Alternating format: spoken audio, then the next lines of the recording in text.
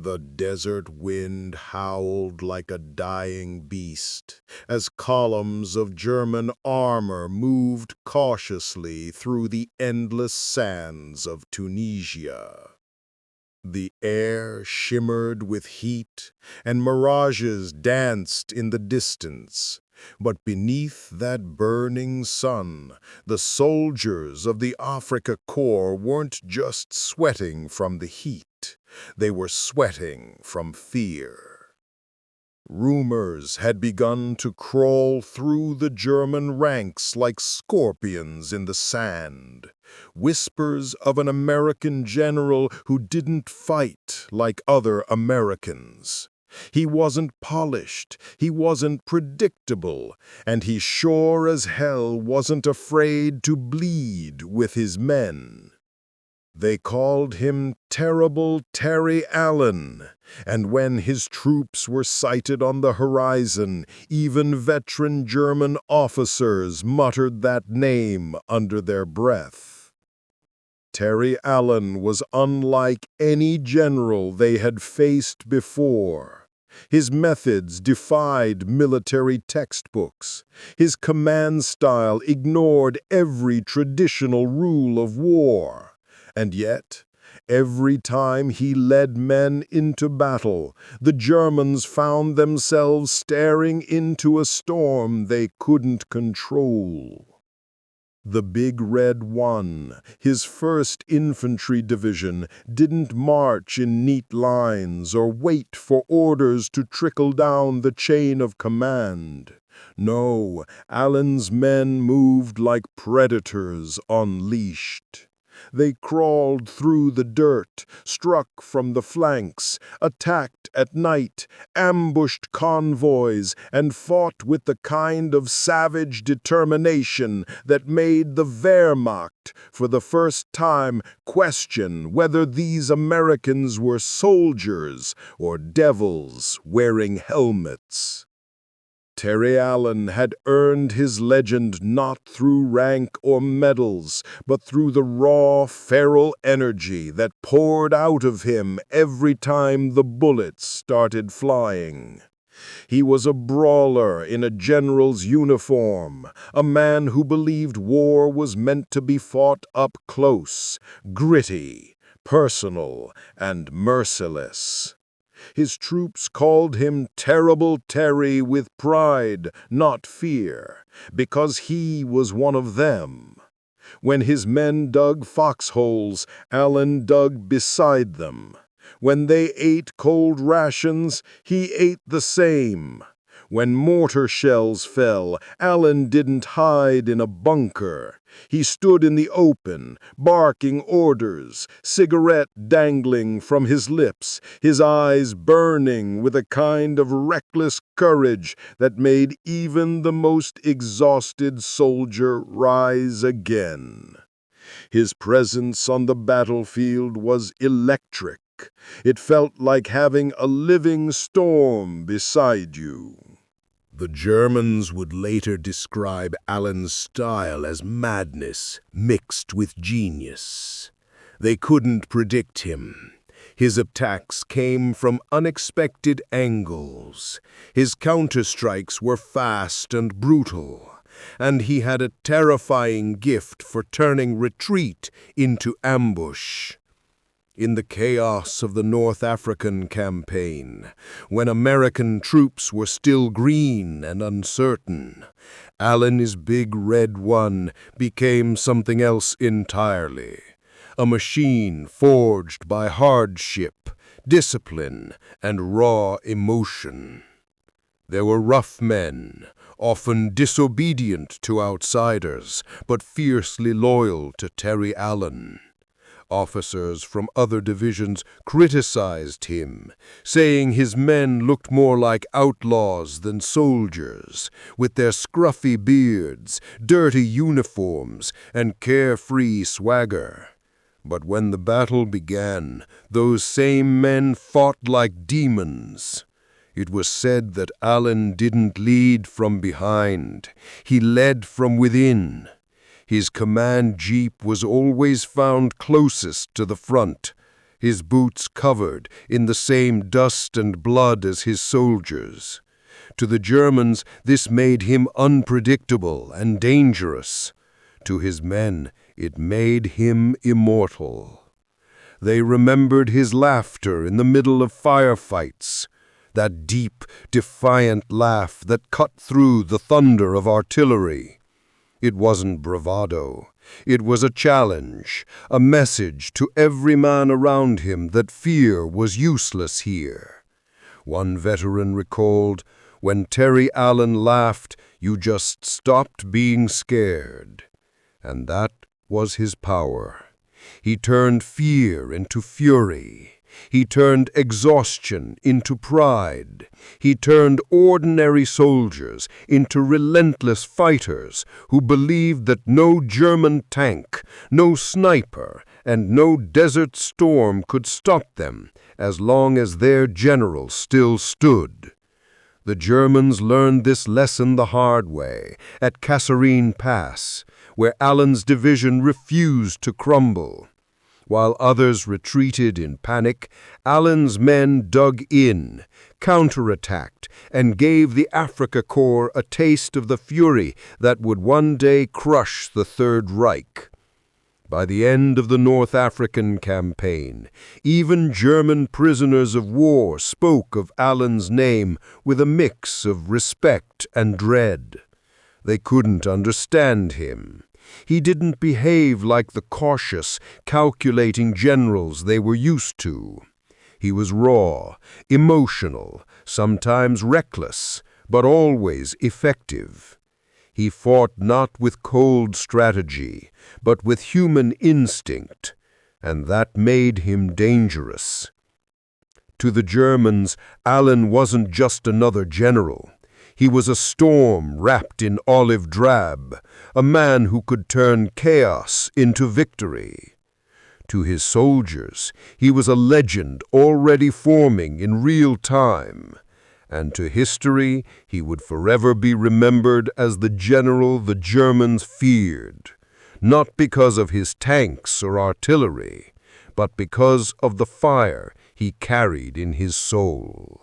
Long before the Germans learned to fear his name, Terry Allen had already been fighting a different kind of war, one against authority, conformity, and every system that tried to shape him into something he wasn't.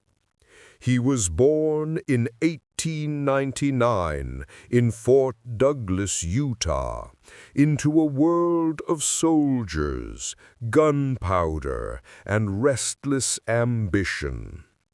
His father, Colonel Samuel Allen, was a strict military man, proud and disciplined, while his mother, Constance, came from the fiery De la Mesa family, a woman of Spanish blood and passionate temperament who believed her son was destined for something greater than the life of quiet obedience that military families often followed.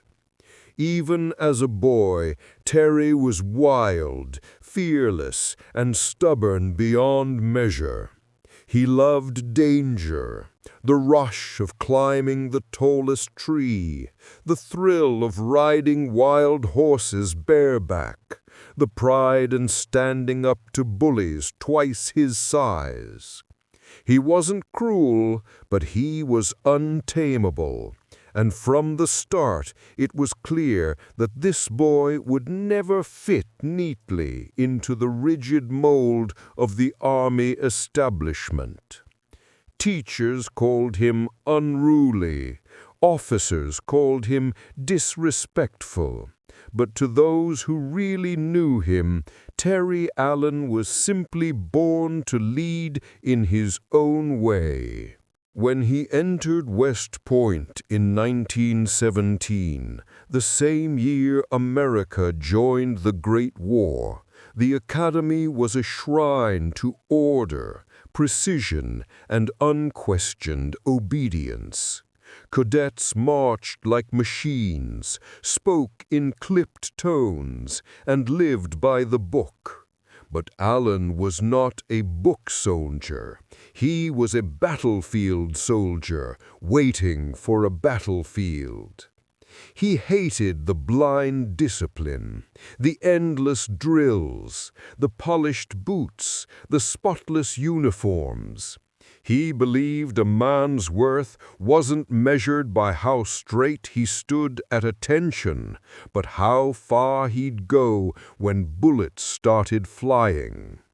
His rebellious nature put him at odds with nearly every instructor. He broke curfews, skipped formations, mouthed off to superiors, and collected demerits like medals. West Point tried to shape him, but the harder they pushed, the more he resisted. Finally, after too many violations to count, the Academy expelled him. For most men, that would have been the end of a military career. But not for Terry Allen. He had a kind of stubborn courage that refused to die. He found another path, transferring to the University of Kansas, then earning his commission through sheer persistence. He clawed his way into the Army, not because the system welcomed him, but because he forced it to. When World War I came calling, Allen went to France not as a polished officer, but as a rough-edged warrior who learned the truth of battle in blood and mud. The trenches stripped men down to their rawest cells, and in that filth and fear, Allen thrived. He discovered that the chaos of war was where he truly belonged. He saw what leadership really meant, not perfect uniforms or parade ground salutes, but the ability to stand tall when every other man wanted to crawl into the dirt and hide. He watched officers freeze under pressure, and he vowed never to be one of them. He learned that courage wasn't about shouting orders from the rear. It was about being the first man out of the trench and the last to come back. Those lessons burned into him like scars, and by the time he returned home, Terry Allen was a changed man. He carried the dirt of the Western Front in his soul, and with it came an understanding that would shape the rest of his career. That soldiers don't follow rules, they follow men they trust. Between the wars, while most officers chased promotions and medals, Allen built his reputation in other ways. He was known as the general who drank too much, cursed too loudly, and broke too many rules. But behind that rowdy exterior was a sharp, instinctive mind that understood the psychology of men under fire. He trained his troops not just to obey, but to think, to react, to survive. He believed in initiative over ceremony, grit over perfection, heart over hierarchy. And though his superiors often looked down on him, there was one thing no one could deny: his men loved him. They would follow him anywhere, because they knew he would never ask them to do something he wouldn't do himself. When World War II erupted, and America once again called upon its warriors, Terry Allen was ready. Not as the polished officer the system had wanted him to be, but as the battle-hardened fighter the war needed him to be. He took command of the 1st Infantry Division, the legendary Big Red One, a unit that would soon carve its name into history. Allen looked over his men, a mix of tough, unrefined Americans from every corner of the country. Farm boys, factory workers, city kids, and he saw in them a reflection of himself, raw, imperfect, but unbreakable. He didn't care if they saluted right or marched straight. He cared if they could fight, endure, and win. In Terry Allen's army, loyalty mattered more than polish. Discipline wasn't about fear, it was about respect. And as he molded his division in his image, something remarkable began to happen. The Big Red One stopped acting like a regimented force and started moving like a living organism, tough, fast, unpredictable, and ferocious. They were Allen's men, and when war took them to North Africa, they would show the world what it meant to fight under a general who didn't command from a desk, but from the dirt, with fire in his eyes and a grin that told his soldiers that no matter how bad things got, they were going to win. When Terry Allen and his men finally crossed the vast Atlantic and set foot on the barren coasts of North Africa in late 1942, they stepped into a world unlike anything most Americans had ever seen. Endless dunes, scorching heat, blinding sunlight, and the ever-present hum of war. It was the perfect stage for chaos, and chaos was where Terry Allen thrived. Operation Torch, the Allied invasion of North Africa, was the United States Army's first major test against the battle-hardened veterans of Hitler's Afrika Korps. Many American generals approached the campaign with caution, eager to prove themselves but terrified of failure. Allen, however, had no such hesitation. To him, this was what he had been waiting for his entire life. He didn't see sand and heat. He saw opportunity, a place to unleash the kind of war that didn't fit in manuals or academies. His division, the Big Red One, landed in Algeria and Tunisia, quickly finding themselves face to face with Erwin Rommel's elite troops, soldiers who had humiliated the British, mastered desert warfare, and considered the green American forces little more than an untested nuisance. But Rommel had never faced Terry Allen before. From the moment the first shots were fired, Allen's leadership tore through the conventional playbook.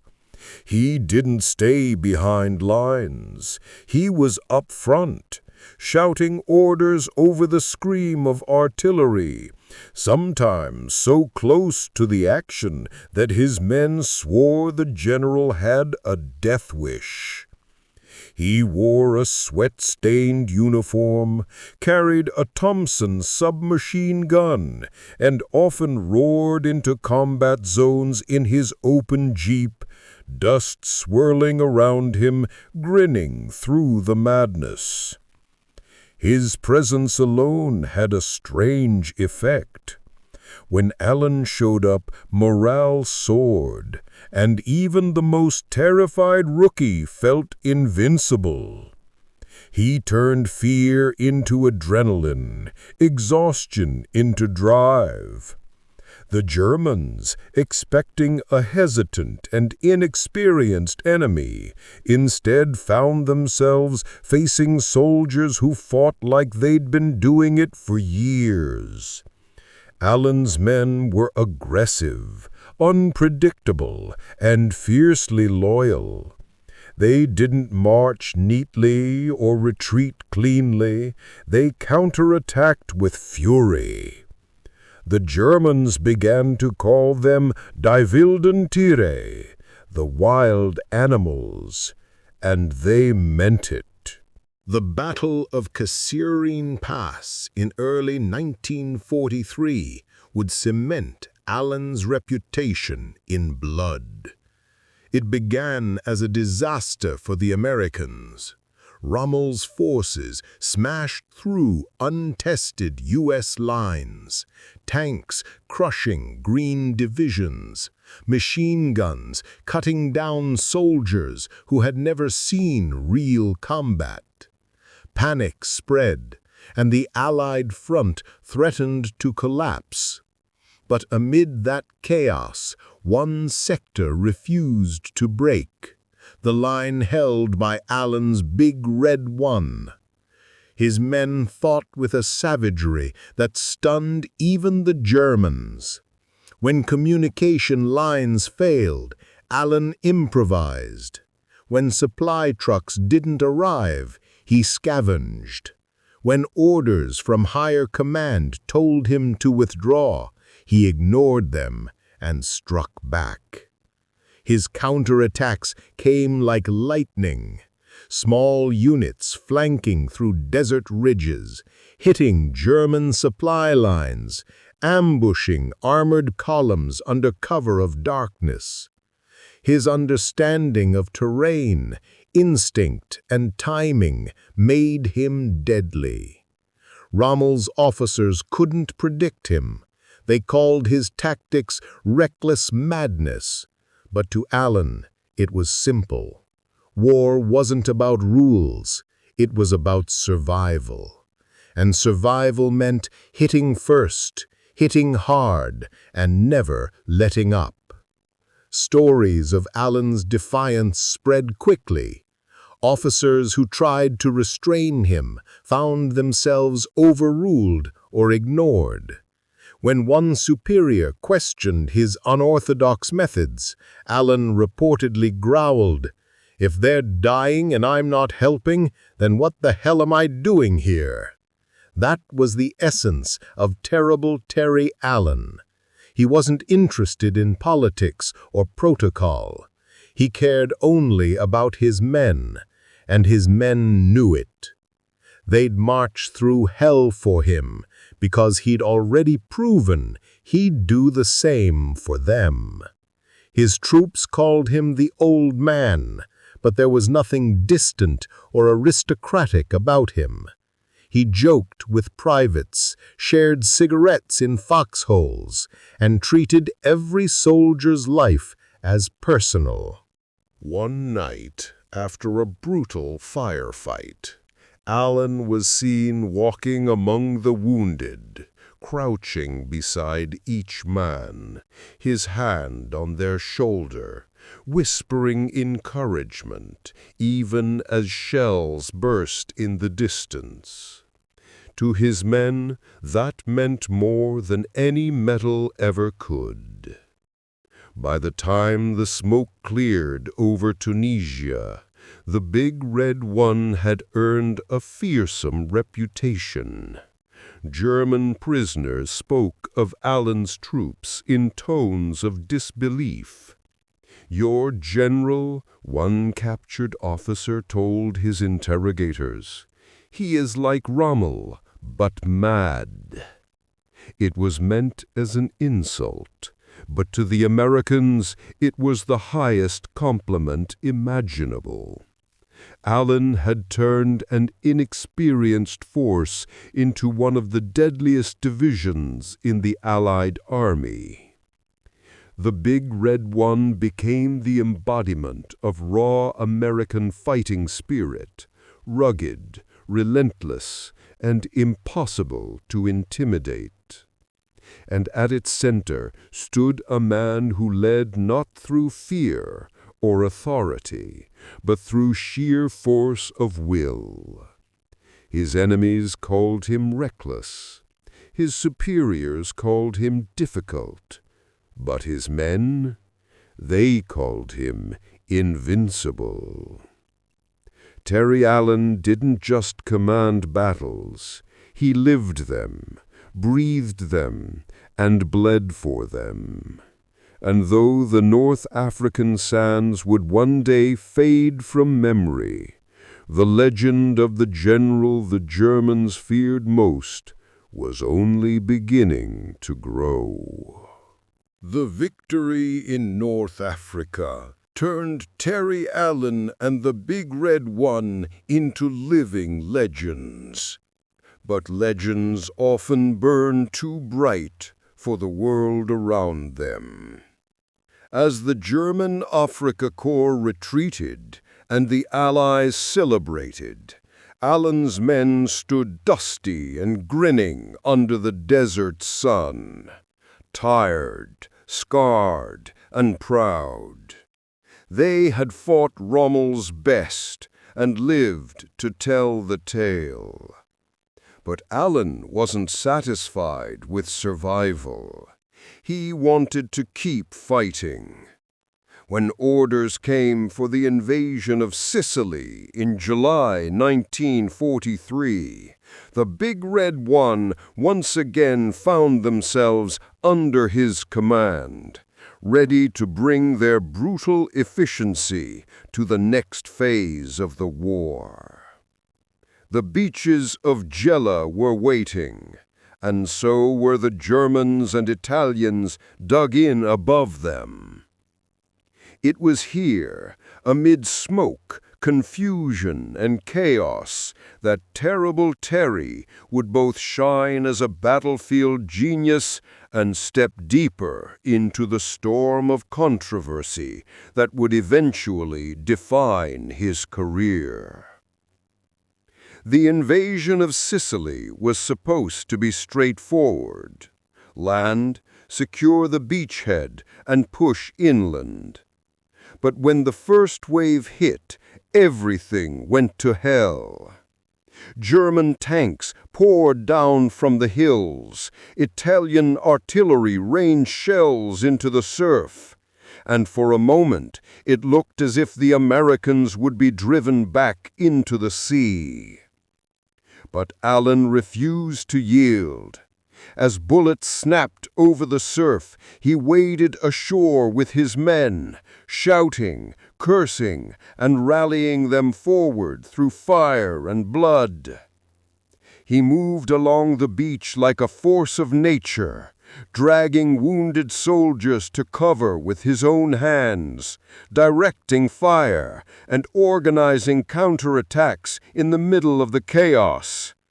The Big Red One fought back savagely, clawing their way inland, their general's voice cutting through the noise like a blade.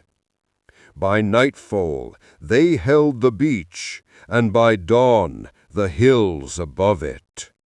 The Germans, once confident, were now reeling from the ferocity of Allen's men. It wasn't polished warfare. It was a street fight across mountains and towns, and Allen was in his element. But it wasn't just the Germans who noticed Allen's methods. It was his superiors. As his men pushed deeper into Sicily, their reputation as unstoppable fighters grew. But so did whispers from headquarters. The Big Red One was fearless, yes, but undisciplined. They laughed too loud, drank too much, and carried the rough, swaggering spirit of their general wherever they went. To Allen, that was exactly the kind of army that won wars. An army of men who fought from the heart, not from fear of punishment. But to the Army's top brass, especially General Omar Bradley and General George S. Patton, Allen's ways were dangerous. Bradley respected Allen's courage, but despised his lack of decorum.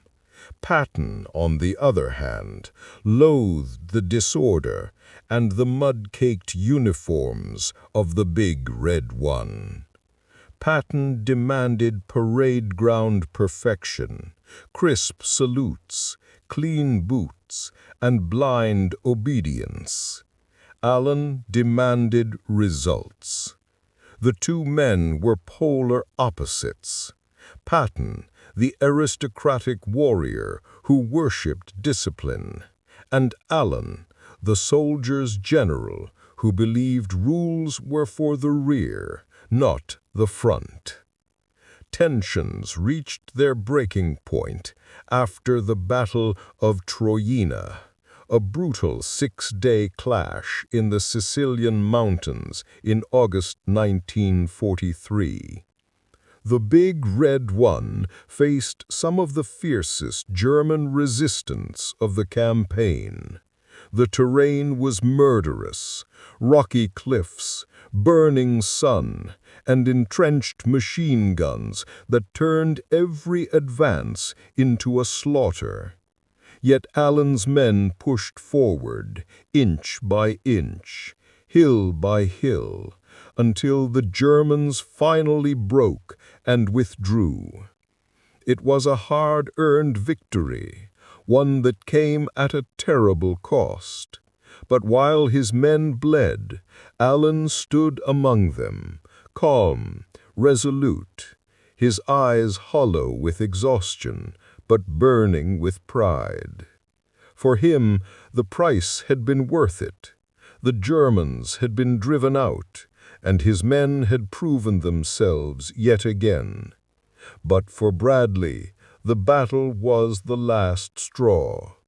Reports flooded in of Allen's lack of control over his troops, soldiers celebrating too wildly, ignoring curfews, mocking officers, and living like conquerors instead of disciplined soldiers.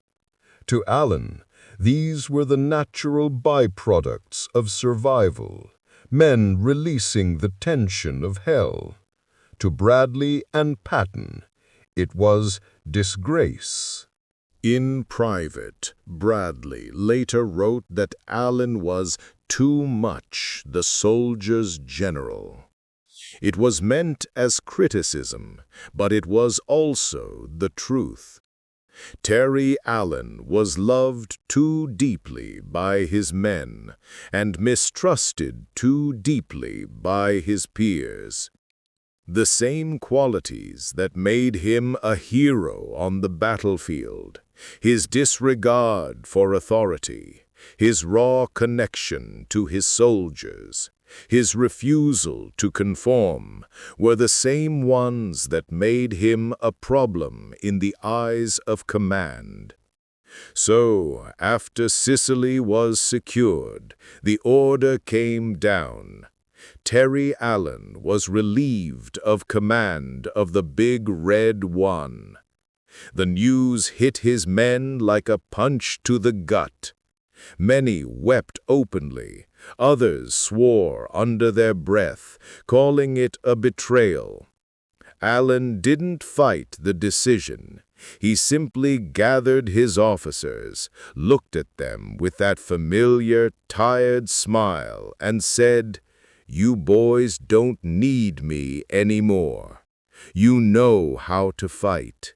Now go finish the job."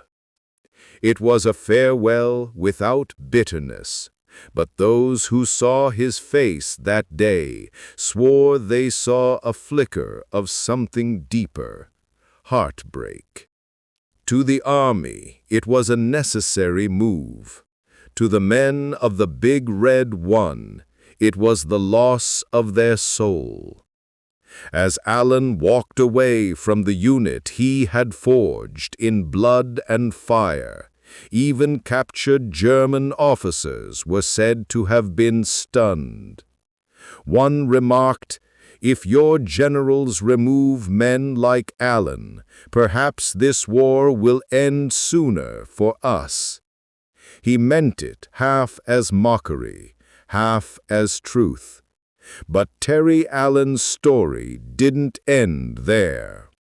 The Germans might have thought they'd seen the last of terrible Terry, but war had a way of calling him back.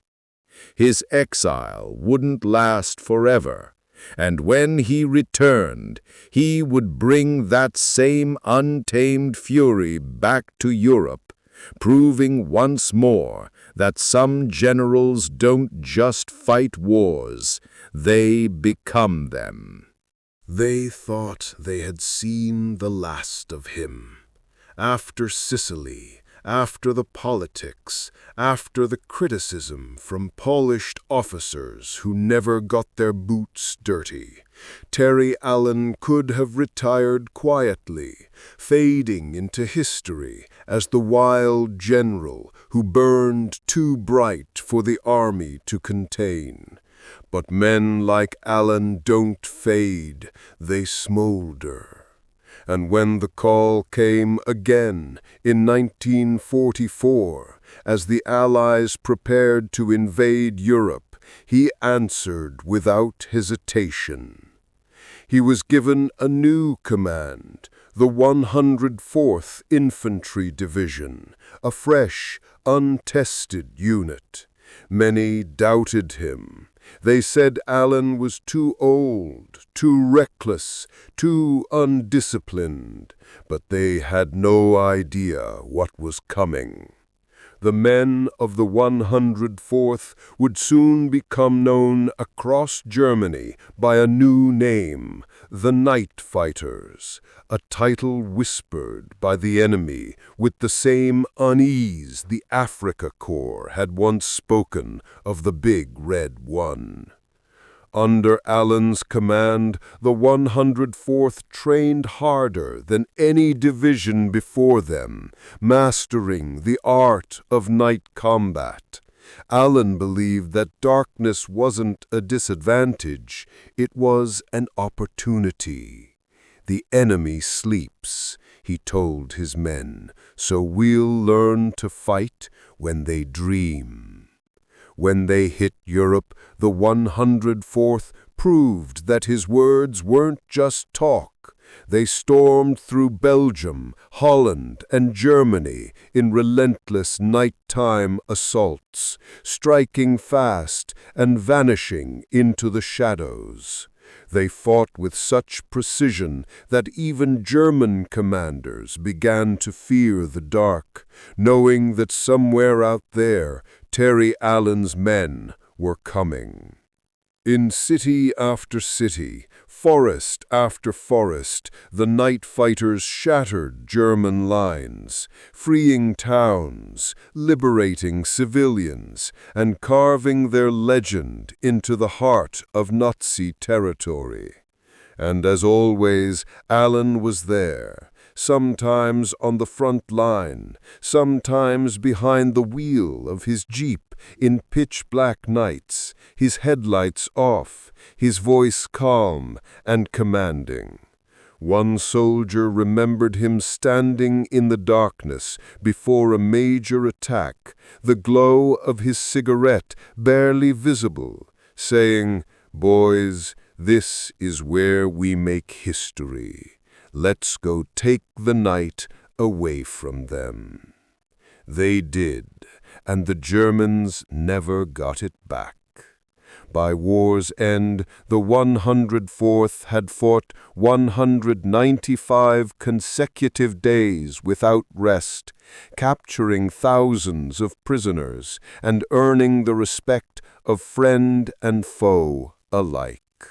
The German officers who faced them spoke of Allen's men with a strange admiration.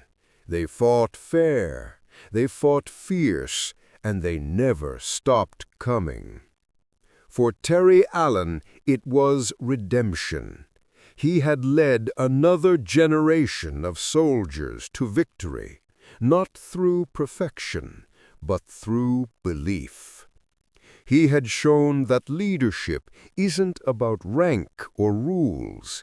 It's about trust, courage, and fire.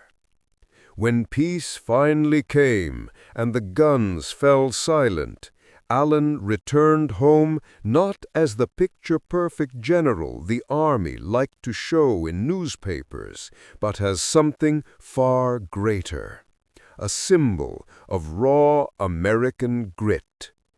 He lived out the rest of his life quietly, far from the spotlight, until his death in 1969. Yet, among the soldiers who had followed him through sand, mud, and fire, his memory never faded. They still called him the Old Man, and when they spoke his name, it was with the kind of respect only earned by those who bled together. Terry de la Mesa Allen was many things: defiant, flawed, fearless, and loyal beyond reason. But above all, he was a soldier's general, the kind of man who didn't just lead from the front, he lived there. The Germans feared him. His superiors misunderstood him, but his men would have followed him straight into hell if he'd asked. In the end, that's what made him legendary. Not medals, not fame, but the undying love of those who fought beneath his banner. That's why history remembers terrible Terry Allen not as a rebel, but as one of the greatest combat leaders America ever produced. A man who turned war itself into a reflection of his unbreakable will. And that, my friends, was the story of the most badass American general the Germans feared, terrible Terry Allen. A man too wild for politics, too fearless for protocol, and too unforgettable for history to ever let go. If you enjoyed this deep dive into his extraordinary life and the battles that forged his legend, make sure to hit that like button. It helps the channel more than you know. And if you love true cinematic war stories like this one, don't forget to subscribe and turn on notifications so you never miss another story from the front lines of history. This is your channel name, and I'll see you in the next one. Until then, stay curious, stay brave, and remember, some legends aren't born. They fight their way into existence.